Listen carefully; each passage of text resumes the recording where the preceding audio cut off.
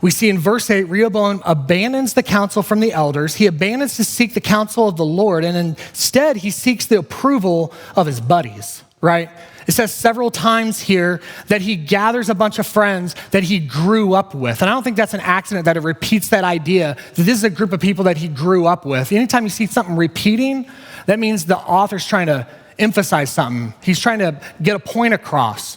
I think the point of here is, hey, these are a group of wealthy, well-to-do group of people, privileged young men like him. They were probably just as fearful about losing the taxation and power that this policy provided for them.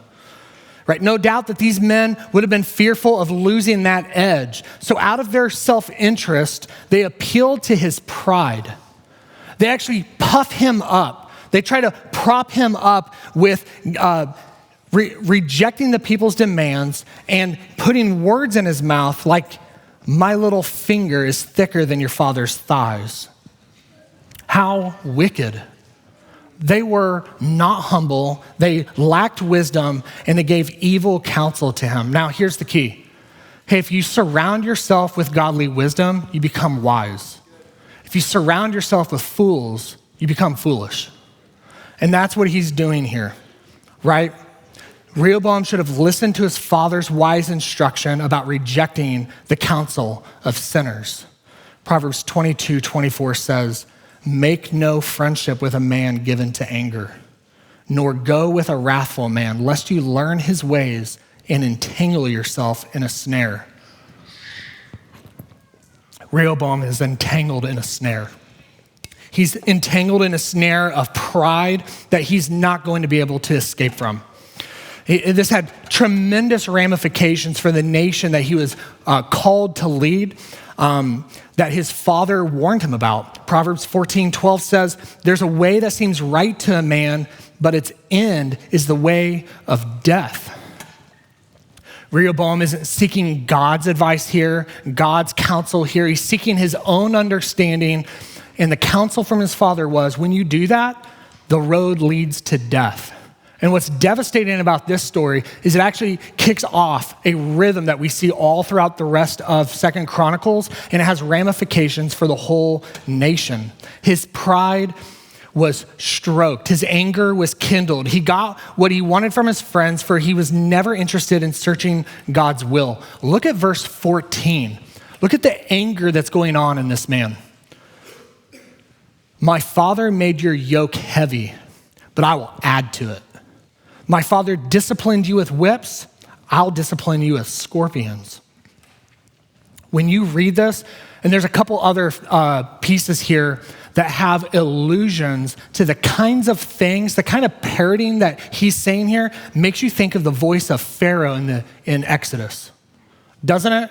Hey, you want us to ease your labor? I'm gonna double it, right? Build bricks without straw is what he's saying here. He's actually, just as Pharaoh doubled down the labor on the Israelites, now the king, his heart is hardened and he refuses the request of the Israelites, and he makes their workload even heavier, which is ignoring his father's advice again to not stir the people up in anger with harsh words. He's rebelling against his father with godly counsel, like a gentle answer turns away wrath, but a harsh word stirs up anger, Proverbs 15. A hot-tempered man stirs up strife, but the slow to anger calms a dispute, Proverbs 15:18. Like charcoal to hot embers and wood to fire, so is a contentious man to kindle strife, Proverbs 26:21.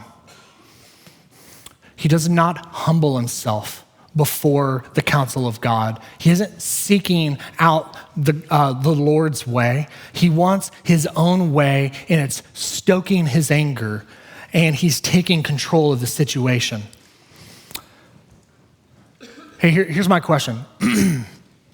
When you go to your friends for advice, what does that sound like? When you go to your friends and ask them for counsel on a situation, maybe there's a relational conflict, maybe you're disturbed about something, how does that come out of you? What does that sound like? Sometimes it sounds like, hey, I just need to vent something and get this off my chest. Or sometimes it sounds like, hey, I just need to process this. Can I just talk out loud in front of you and process this out?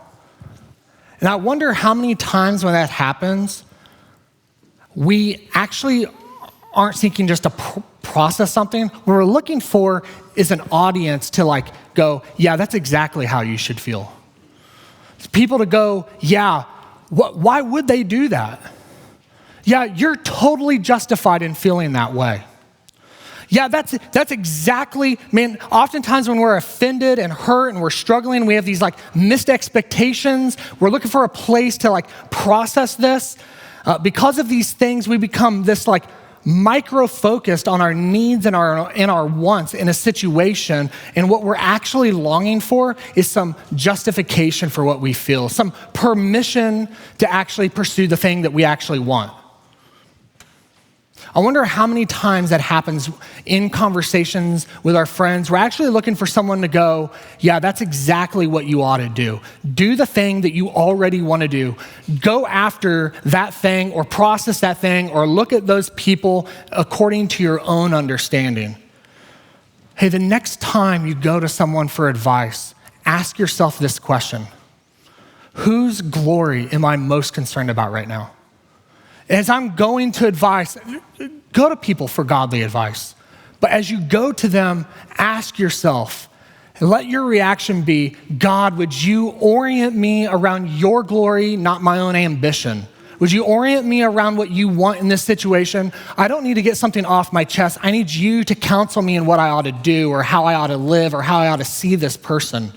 Am I seeking the Lord or am I seeking my own approval?